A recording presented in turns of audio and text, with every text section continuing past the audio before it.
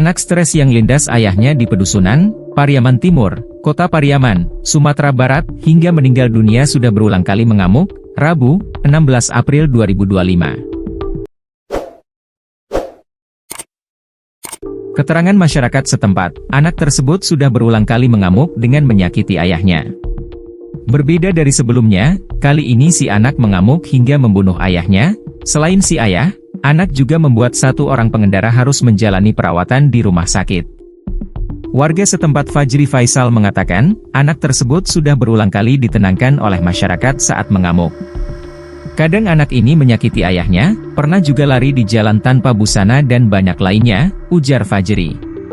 Tindakannya kali ini, menurut Fajri didasari karena sudah mengamuk sejak pagi hari, sehingga ayahnya mengajak si anak berkendara dengan mobil.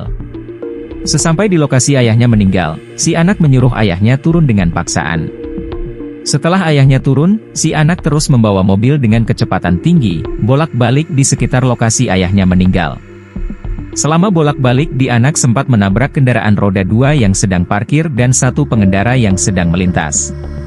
Diketahui, seorang anak diduga mengalami stres, melindas ayahnya di Pedusunan, Pariaman Timur, Kota Pariaman, Sumatera Barat, hingga meninggal dunia, Rabu, 16 April 2025. Warga setempat Fajri Faisal mengatakan, kejadian ini berlangsung sekira pukul 18 WIB, saat pelaku pergi berkendara bersama ayahnya dengan mobil Toyota Innova.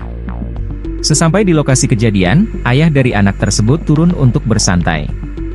Beberapa saat setelah bersantai, anak yang memang sudah mengalami stres mengamuk dan mengemudi mobil dengan kecepatan tinggi. Kondisi tersebut sempat membuat satu orang pengendara tersenggol oleh anak tersebut, ujarnya. Melihat anak semakin menggila membawa kendaraan, si ayah coba menghentikan, namun anak malah melindas ayahnya hingga meninggal dunia. Saat ini kedua korban sudah berada di RSUD Sadikin Pariaman.